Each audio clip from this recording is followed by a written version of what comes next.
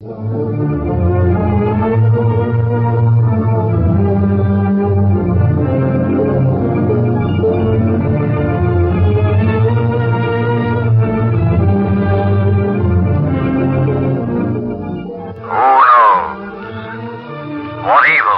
lurks in the hearts of men? The shadow knows.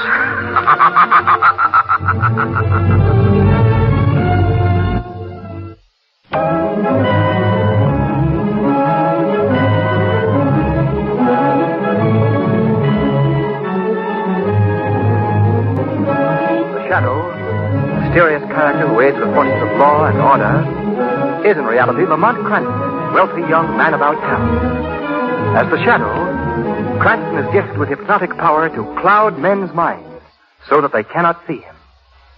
Cranston's friend and companion, the lovely Margot Lane, is the only person who knows to whom the voice of the invisible shadow belongs. Today's drama, Death Speaks Twice.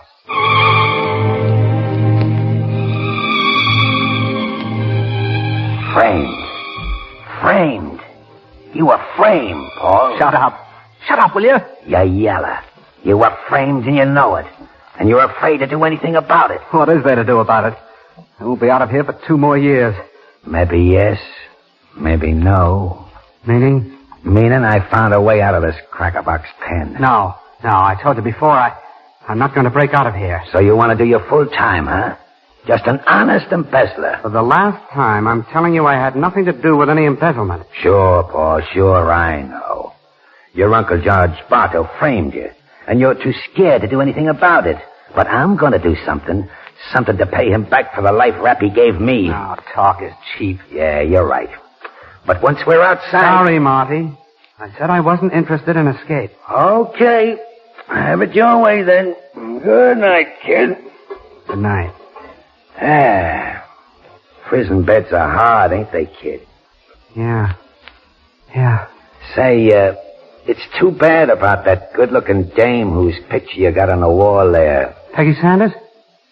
What about her? Suppose I were to tell you that I know she's Judge Bartow's ward. Where'd you find that out? Oh, there's ways, even in prison. Suppose I told you that I heard that your girlfriend, Peggy, is going to marry your stepbrother next week. Going to marry Edwin? Oh, no. Well, she wouldn't.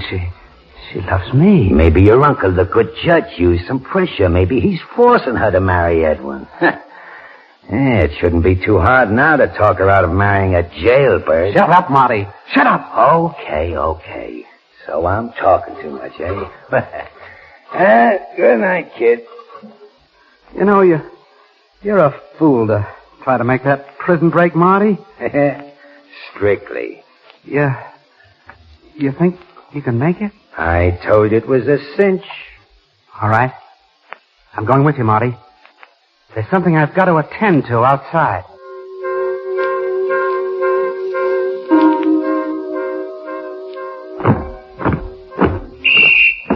All right, all out, men. All right, kid. Everything's set. When it starts, we head for the far wall under the watchtower. I see how we're going to get away with it. And now watch it. The screws keep moving. Right. Now, here's the way we work it. We're going to get a little help from the boys. When I give them the signal, they're going to start a little commotion down at that end of the yard. Yeah. That's our cue to head for the watchtower. We won't even be noticed. The guards will be busy with that phony fight. Uh-huh. Now, this is it, kid. I'm going to give it to them. All right, boys. Keep it. Gotcha. Hey, you keep your hands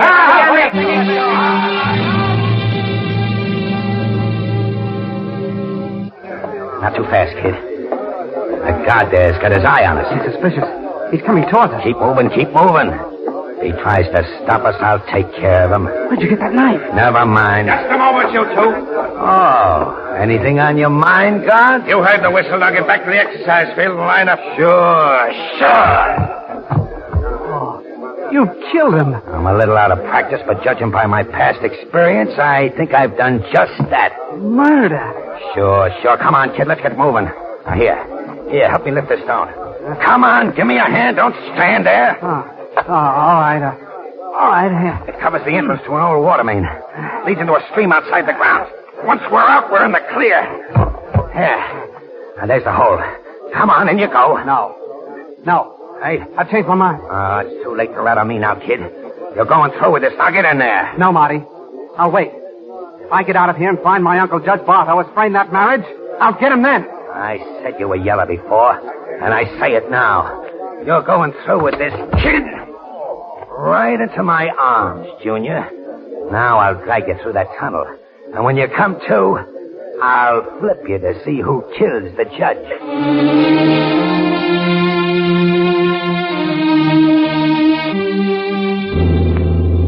The two convicts who today escaped from the state prison through an abandoned water main after having killed a guard have not yet been apprehended. The men are lifer Marty Lagarde and his cellmate, Paul Bartow, who, ironically enough, is a nephew of Judge Bartow, who sentenced them both to prison. Nothing new both on the radio. men were Switch wearing off, convict... Margot. And there it is, Margot. That's the reason for the urgent phone call from Edwin to come to Cliff House.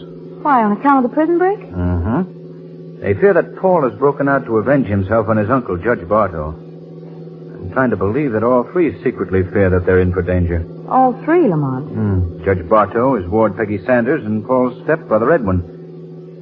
You know, Margot, this whole business puzzles me. I knew Paul Bartow before he was sent to prison. He's not a killer. Not the criminal type at all. Well, Lamont, wasn't there some talk at the time of his trial that his uncle deliberately sent him up to prison to get him out of the way? Mm-hmm. But even so, I still can't believe Paul would do anything to his uncle. Well, from a little bit I've seen of dear old uncle, I figured him to be rather an unpleasant person. Well, perhaps a better word would be hasty, Margot. You see, 5 years ago, his verdict against Paul on the embezzlement charge was, I don't know, somebody right up ahead signaling with a flashlight for us to stop. Well, do you think we'd better, Lamont, at this time of night? Oh, don't worry, Margot. That's you, Lamont? Yes? Oh, hello, Edwin. Edwin, Paul's stepbrother? Right. Good to see you, Lamont. Hello, Margot. Hello, Edwin. Lamont, Paul is up at the house now. Oh, I see. Is your uncle in the house, too? Yes, Uncle John is there with Peggy. Well, how is Peggy? I haven't seen her lately. She's fine, Margot. Lamont, things are very serious. Paul has accused Uncle John of trying to force Peggy to marry me. Of course, that's ridiculous. Well, knowing your uncle as I do... Well, Lamont, you know me, too. Think I'm the kind of a man who'd double-cross someone I like as much as I do Paul? Believe me, Peggy loved me now. Even if Paul never had been sent to prison, she'd still love me. I see. But Paul doesn't understand that. Well, if that's true, it shouldn't be hard to make him understand it. Margot, 4.5 years of prison can do a great deal to warp a man. Just what did you want me to come here for, Edwin? Well, I thought that you could reason with him, Lamont. You could persuade him to go back to prison and finish his term. That's a big order. You can do it, Lamont. He knows you and he respects you. Well, I'll see what I can do, but... meanwhile, Edwin, what about Marty Lagarde? Who? Paul's cellmate who made the break with him. Oh, I don't know anything about that. As a matter of fact, Lamont, I haven't spoken directly to Paul. I've just heard him talking to Uncle John in the library. Well, let's get up to the house, Edwin. See what we can do about this problem of yours.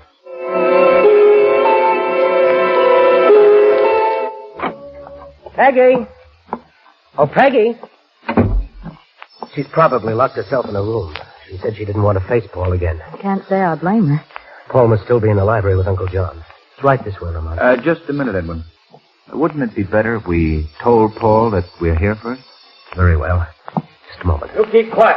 I don't want to hear any more. I won't keep quiet. You seem to be arguing. Yes, I don't think it'd be advisable to go in now. Don't raise your voice in my presence, Paul. I'm sick of listening to your lies. You've done enough to me already. You hear?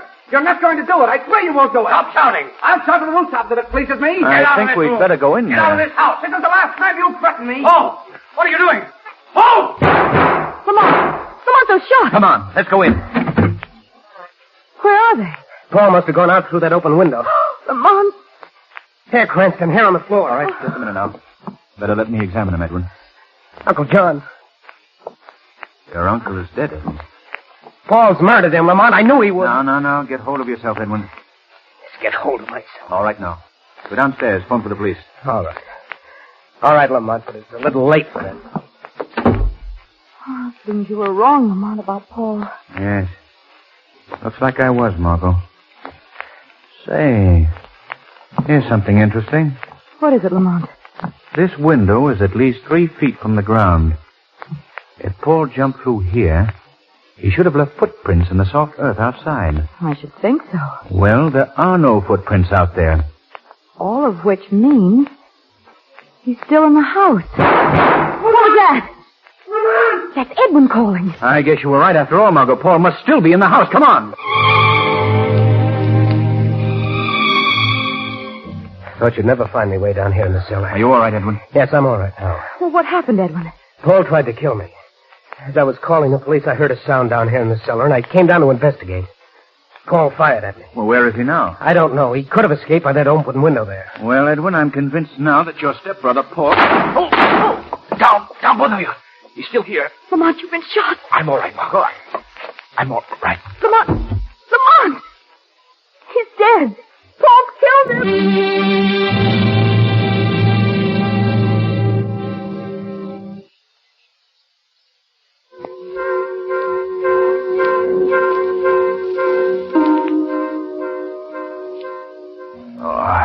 Now just lie still, Lamont. Where's Edwin? Is he all right? Yes, he's going to get the doctor. And Paul? He's escaped. How did I get up here? Edwin carried you up here to Peggy's room. Oh. What's that? Sounds like it's coming from that closet. I'll see. No, don't try to get up, Lamont. I'm all right, Margot. Lamont, please. It's Peggy. Here, quick, Margot. Untie her. Take that gag out of her mouth. All right. Wait a minute. If I can get this untied. There. Oh, Lamont. Margot. Oh, thank heaven. Lamont, she's going to faint. Here, Peggy, may I? No. I'm all right now. You, Lamont, you've been shot. Oh, it's nothing, Peggy. Just a flesh wound. How did it happen? Paul fired at him. Oh, no. No, Yes, Peggy, I think he did. I was afraid. Oh, Peggy, you better sit down. Thank you. Yeah, no. How do you feel? Well enough to tell us what happened? I don't remember much. I was downstairs. There was a knock at the door. When I opened it, Paul was standing there. And another man. An ugly, terrible-looking man. Did Paul call this man's name? I don't remember. Marty LaGorte? I don't think he called him my name, Margot. Paul asked where Uncle was. He was acting so strangely. He hardly recognized me. I was afraid to tell him, but he hurried Uncle in the library and forced his way in. Did this other man go with him? No, he didn't. He clamped his hand over my mouth and started choking me. I guess I must have fainted because that's all I remember until you found me in the closet. Well, Peggy, did you know that your uncle was murdered? No. No, that can't be. Who would want it? It wasn't Paul. No, it couldn't have been Paul. You hear me? Well, Cranston, we checked the gun against the bullet that were used to kill Judge Bartow, and this is a murder weapon, all right. There's no doubt in my mind, Commissioner Weston, that Paul did it. No, Edwin, you mustn't say that. Well, it's true, Peggy. Commissioner, I think that... Cranston, this is an open and shut case. Paul Bartow murdered his uncle, and that's that. Now, Margo, we you're can not paying attention. I did 2 clubs. Oh, I'm sorry. I did 2 spades. What's that? Oh, no, it's a curious sorry. thing, but I'm so nervous I must have switched on the recording machine by mistake. those voices on that record are very familiar. Well, they ought to be, Margot. They're yours and Lamont's. What goes here? Oh, it's just a little hobby of mine. I have a recording machine. I like to catch fragments of conversation and play them back later, just as a joke. Oh. I made that record of you and Lamont over a year ago, Margot. Aha! Keeping a permanent record that I don't pay attention when playing bridge. Well, this huh? isn't getting us anyplace. Miss Sanders, you've known Paul Bartow since he was in childhood. Now, where do you think he might hide? I know he's still somewhere in the neighborhood. Hide? Well, he... Why, I wouldn't know. Commissioner, if you'll forgive me, you do know that Marty LaGorte escaped with Paul Bartow. That I do. Well, it may have been LaGorte who murdered Judge Bartow and took that pot shot at me. After all, LaGorte had equal motive to kill Judge Bartow. Now, look, Cranston, I'm convinced it was Paul Bartow. I'm going to send out an alarm, and I'll have him here in 24 hours. Margot, keep watch at that window, will you, please? I'm sure that Peggy Sanders will try to leave this house tonight. I'm going to follow her. She knows where Paul would be hiding.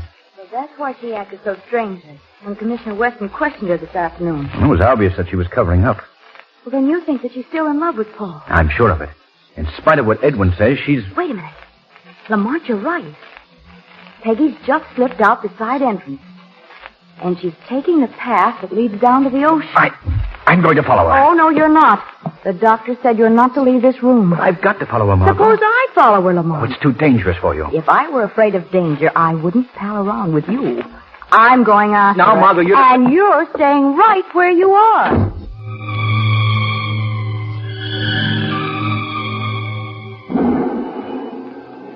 Marty, my head hurts. I told you, Paul, you heard it when you fell down. How did we get here? You brought me here. Funny, I don't remember anything after we made that prison break. Funny, though. This place. It's a cave. This cave and this beach look very familiar. Yeah, they ought to. You grew up around here. Back up there in the cliff is your uncle's house. Oh. I remember now. Peggy and I used to play here when we were kids. Hey, now look, we haven't eaten for 17 hours. I'm going to go and get us some grub. Oh, they'll spot you in a minute in those prison clothes. Not if I stay out of sight. I'll be back in an hour. Huh? Oh. My head hurts. Everything's so jumbled up. Paul? Huh? Paul? What was that? Paul. Oh, Peggy. Oh, my darling. I waited until that man left. Paul, you look ill. It's just my head. Marty said I fell. Did he bring you here? Yeah. No, I brought him here. I don't remember it. It's so hard to think, Peggy. Paul, you've got to get away from here. They're going to arrest you for Uncle John's murder. Uncle John's murder? Yes. I don't remember. I wanted to. He was forcing you to marry Edwin. Paul, did you kill him? I don't know, Peggy. Maybe I did. Who's that? Who did you bring with you? Well, I didn't bring... Margot Lane, you followed me here. Peggy, forgive me for spying on you, but I want to help you. You can help me by not mentioning this to anyone. Well, what will you do? I'm going to help Paul get away from the police. Oh, running away won't help. He'll be caught eventually. She's right, Peg. It's useless. We can't stay in this cave forever. Margot, Judge Bartow tried to poison my mind, make me hate Paul, make me marry Edwin. I can't. That's a sad story, Miss Sanders. Oh, Marty. Yeah, Paul, your old friend Marty. It was nice of you to invite Tuppy to our hideout cave while I was gone. Too bad you're not going to be around to enjoy it. What do you mean? I mean that I just called Commissioner Weston on the phone and made a deal with him. If I bring you in, they'll go easy on me when the case comes to trial. What? You're clever, aren't you, Marty? Sure I am. My story that I told the commissioner on the phone was that I tried to keep you from breaking jail. And when you did go, I went after you to bring you back. Simple enough? Just a little too simple, Marty LaGorge. Oh, so you got a gun. Why, you don't think that I'm going to be afraid Stop coming toward me, or I'll fire. A dame with a little pop gun? I warned you. And your little pop gun won't work, eh? That's too bad. Now I'm boss around here. I give the orders and my revolver works. What? Marty LaGorge. Hey, who said that? The shadow, Marty LaGorge. Don't look for me. The shadow cannot be seen. What do you want of me, Shadow? I want to commend the leopard who changed his spots. So you're working for the police, eh, Marty? Sure. Sure, that's right. Good for you. Shadow, you don't understand. I understand perfectly, Miss Lane. Come, Marty. We're all going back to Cliff House where Commissioner Weston and Edwin Bartow are waiting for you. Hey, now, wait a minute, Don't you understand, Marty? Bring your prisoner back to the police and receive the reward for your efforts. Oh, yeah. Yeah, Shadow. After all, I am working for the police. But Shadow... This should be interesting, Miss Lane, and quite surprising. Marty LaGorge promised that he'd be here in 15 minutes. And he said he was bringing Paul with him? Yeah, I don't get it. Here's this lifer, Marty LaGorge, turning straight and helping the police. All right, get in there, you. Well, Marty, I see you brought Paul Bartow with you and Miss Lane and Miss Saunders. Commissioner, here's your prisoner. Why don't you say something, Paul? Defend yourself. Oh, what's the use, Peg? I haven't a chance. Not a chance, Paul Bartow. The law gives every man a chance. Shadow, what are you doing here? The Shadow? Thought I might be of some assistance, Commissioner. Well, you're too late. I've already solved this crime. Sure of that, are you? I've got a corpse, witnesses, and the murderer. What more do you want? Who is the murderer? This fella here, Paul Bartow. That's where you're wrong, Commissioner. Now listen, Shadow, this is an open and shut case. I agree with you. You do? Well, that's very nice. You agree. The murderer is right in this room. But he isn't Paul Bartow. Now look, Shadow, my witnesses heard Paul Bartow threaten to shoot his uncle, and they heard the shots. Did it sound like this? I'm sick of listening to your lies. You've done enough to me already, do you hear? You're not going to do it. I swear you won't do it. Turn that off. Turn it off. Talk to the rooftop if it pleases me. You can't stop me. Get out of this room. Get out of this house. This is the last time you'll threaten me. Paul, what are you doing? Paul! Is that what your witness heard, Commissioner? What was that? A recording. Played from that loudspeaker concealed in the wall. A recording that was devised by the real murderer, Edwin Bartow, to make his stepbrother, Paul, look guilty. No, I don't know anything about it. Edwin, with the aid of his accomplice, Marty Lagarde. Edwin, you... Stop Lagarde, Commissioner. He's trying to get away. Stop or I'll fire. I kill him? No, Commissioner. He'll live to pay his debt to society. As for our friend Edwin Bartow, I think you'll have no trouble getting a confession out of him now.